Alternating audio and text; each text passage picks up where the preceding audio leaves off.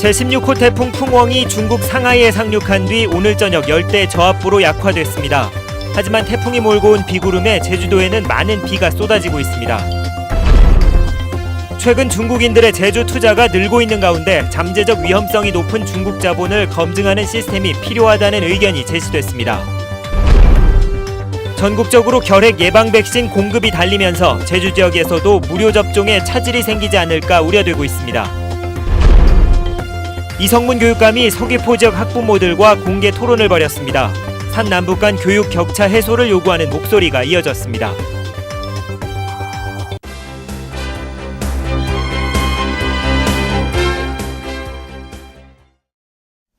여러분 안녕하십니까? 뉴스데스크 제주입니다. 북상하던 제16호 태풍 풍웡이 중국 상하이 부근에서 열대 저압부로 약화됐습니다.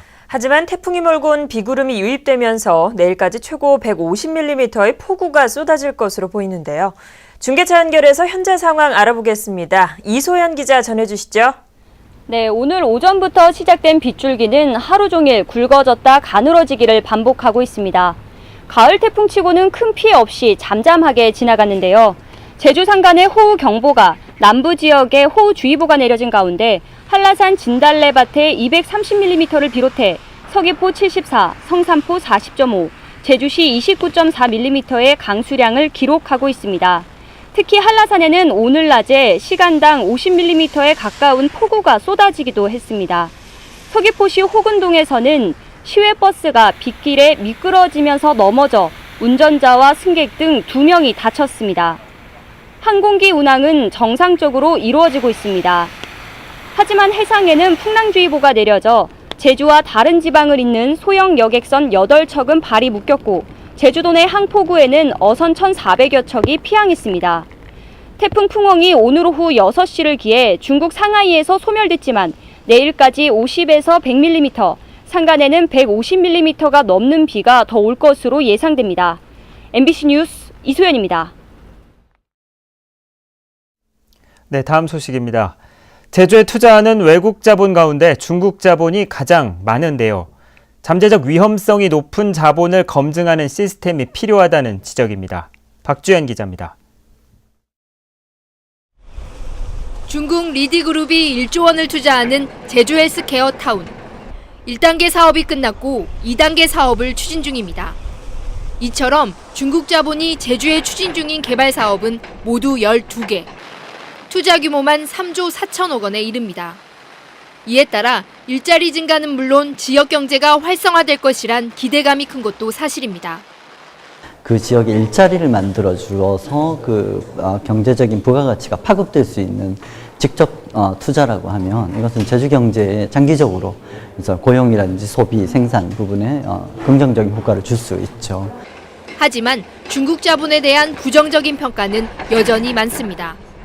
전문가와 도민을 대상으로 설문조사한 결과 중국 자본이 미치는 영향에 대해 도민의 58.9%가 부정적이라고 답했습니다. 부정적인 영향으로 제주 개발의 중국 종속화와 부동산 투기를 가장 우려했습니다. 특히 중국 지방정부 부채가 3배나 늘고 상대적으로 규제가 약한 이른바 그림자 금융 투자가 증가하면서 최근 들어 잠재적 위험이 높아진 것으로 분석됐습니다. 이 때문에 건강한 자본과 불량한 자본을 미리 거를 수 있는 제도적 장치가 필요합니다. 사업계획서에 투자 평가 보고서를 작성해서 심의원에서 심의하고 사후에 투자 성과 보고서를 통해서 투자 유치 제도에 피드백해서 건전한 자본들이 제주도에 유치될 수 있도록. 중국 자본이 일자리를 늘리고 지역 경제를 살리는 기회로 활용되기 위해서는 적절히 감시하고 통제할 수 있는 제도 보완이 시급해 보입니다. MBC 뉴스 박주연입니다. 제주 세계지질공원이 유네스코로부터 재인증을 받았습니다. 유네스코는 어제 캐나다에서 제6회 세계지질공원 총회를 열어 제주도 세계지질공원을 재인증하고 지질 전문가 충원과 교육 확대 등을 권고했습니다. 이에 따라 제주도는 오는 2018년까지 4년 동안 지질공원 지위를 유지할 수 있게 됐습니다. 이성문 교육감이 학부모와 토론을 가졌습니다. 산남과 산북의 교육 격차 해소에 대한 다양한 목소리가 나왔습니다. 권혁태 기자가 보도합니다. 이성문 교육감이 서귀포에서 학부모들과 만났습니다. 예상대로 산남 지역과 삼북 지역의 교육 환경과 문화체험 기회의 차이에 대한 불만이 쏟아졌습니다. 학교 밖 생활에서 경험의 차이가 학교 생활의 격차로 이어진다는 겁니다. 아이들이 정말 시야를 넓히려고 여러 가지 활동을 하고 있는데 교육청에서는 정말 이런 아이들의 어떤 실태라든가 아니면 어떤 식으로 도움을 주고 있는지 저는 전혀 모르겠어요. 상대적으로 서귀포 지역의 많은 소규모 학교에 대한 차별화된 지원이 필요하다는 의견이 많았습니다. 소규모 학교이기 때문에 그 대규모 학교에 비해서 그 열악한 환경입니다. 사실은.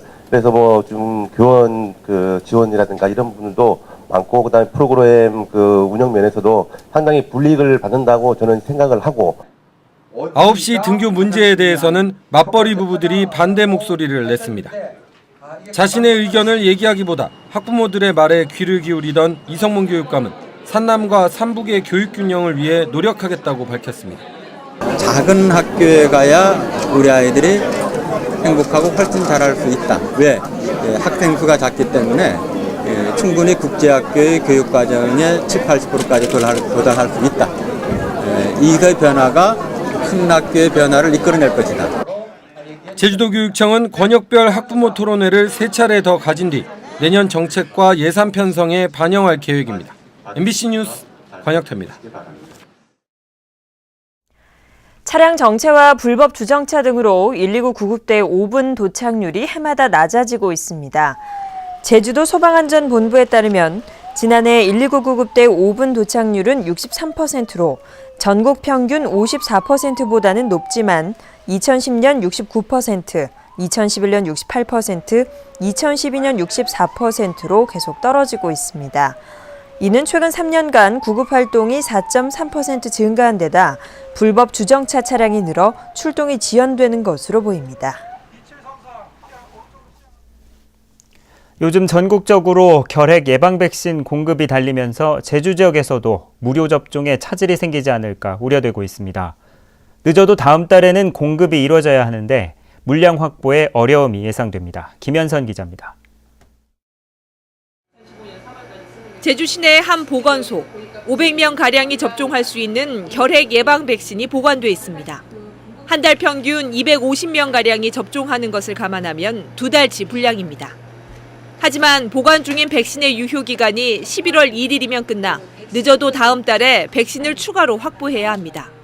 정상적인 상황이라면 이달 중에 백신 공급이 돼야 되지만 지금 지연되면서 앞으로 질병관리본부에서 수요 조사가 있게 되면 저희가 필요한 수량을 요청해서 다른 보건소의 사정도 비슷합니다.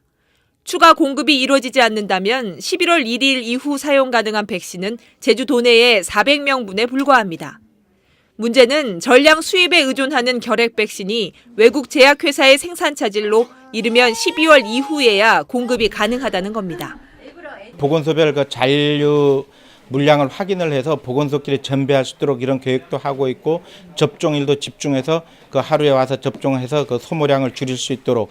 제주도는 보건소별로 약품 유통업체와 수의 계약을 통해 백신을 확보할 계획이지만 전국적으로 백신 품귀 현상이 벌어지고 있어 자칫 예방접종에 차질이 빚어지지 않을까 우려됩니다.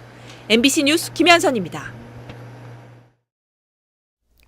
제주도 내 금연구역이 대폭 확대됐습니다. 제주도는 도내 공원과 관광지, 버스 정류소 등 1,600여 곳을 금연구역으로 지정해 고시하고 오늘부터 계도 활동에 돌입했습니다. 제주도는 연말까지 계도 기간을 거친 뒤 내년 1월 1일부터 지정된 금연구역에서 흡연하다 적발되면 과태료 10만 원을 부과할 방침입니다. 한편 제주 지역에 지정된 금연구역은 공공시설 등 11,500여 곳에 이릅니다. 다음은 제일제주인 1세대를 위한 성금을 보내주신 분들입니다. 재외도민총연합회 허영배 회장이 200만 원을 보내주신 것을 비롯해 창암재활원에서 5만 원, 제주농업기술센터 문영인 소장이 10만 원, 스즈키미츠오 주제주 일본국 총영사가 30만 원, 제주시 일도이동 김순채 씨가 30만 원, 청소년 자원 봉사 동아리인 어피니티 회원들이 44만 3,910원, 박 내과의원 박승호 원장이 100만 원을 맡겨주셨습니다. 성금을 기탁하실 분은 은행 계좌나 ARS 전화를 이용하시거나 사회복지공동모금회로 문의하시면 됩니다. 고맙습니다. 제주 MBC 시청자위원회 9월 정례회의가 오늘 본사 회의실에서 열렸습니다. 시청자위원들은 최근 급증하고 있는 중국 자본 투자에 대한 심도 있는 검증과 제도적 보완 장치 등에 대한 체계적인 보도를 해달라고 주문했습니다. 또 원도심 활성화와 마을 만들기 사업과 연계한 프로그램 제작을 당부했습니다. 2014 자살 예방의 날 기념식이 오늘 오후 제주대 병원에서 열렸습니다. 오늘 기념식에서는 자살 예방과 생명 존중에 대한 사회적 관심을 이끌 생명사랑 지킴이 발대식과 함께 사회 안전망 구축을 위한 관련 기관들 간의 협약식도 개최됐습니다. 한편 제주시 정신건강증진센터가 도내 노인 700여 명을 상대로 우울증과 자살 경향성을 조사한 결과 22.5%가 우울증 고위험군으로 분류됐고 10명 가운데 3명꼴로 자살 위험성이 있는 것으로 나타났습니다. 원희룡 제주지사가 한국 매니페스토 실천본부가 발표한 매니페스토 약속대상 선거 공보 분야에서 최우수상을 수상했습니다. 매니페스토 약속대상은 6.4 지방선거 출마자의 선거 공약 내용과 선거 공보에 담긴 철학과 비전 등을 종합평가해 선정됐습니다. 매니페스토 선거 공약 부문 최우수상은 박원순 서울시장과 남경필 경기지사가 선정됐습니다. 제주에너지공사는 제2대 사장 모집 공고를 내고 3급 이상 공무원으로 근무한 경험이 있거나 에너지 산업과 지방 공기업 경영에 관한 전문적인 식견과 능력을 보유한 사람 등을 대상으로 오는 30일까지 지원서를 받습니다. 임원 추천위원회는 심사를 거쳐 복수의 후보자를 추천하면 원희룡 지사는 다음 달 초 최종 적임자를 제2대 사장으로 임명할 예정입니다. 에너지공사 사장 임기는 3년이며 성과 평가 결과에 따라 1년 단위로 연임이 가능합니다. 제주 동부경찰서는 편의점과 음식점에서 상습적으로 금품을 훔친 20살 고모 씨 등 2명을 절도 혐의로 구속했습니다. 고 씨 등은 지난 17일 새벽 2시쯤 제주 시내 한 편의점에 들어가 현금과 상품권 30만 원을 훔치는 등 지난 8월부터 2달 동안 9차례에 걸쳐 200만 원 상당의 금품을 훔친 혐의를 받고 있습니다. 제주시가 원도심지의 공동화 현상을 해소하기 위해 3도 이동 빈점포 4곳에 입주할 작가를 추가 모집한 결과 40명이 신청해 10대 1의 경쟁률을 기록했습니다. 입주 신청자 40명 가운데 제주 출신 작가는 29명, 도외 출신 작가는 11명으로 공예 분야가 가장 많았습니다. 뉴스데스크 제주였습니다. 여러분 고맙습니다.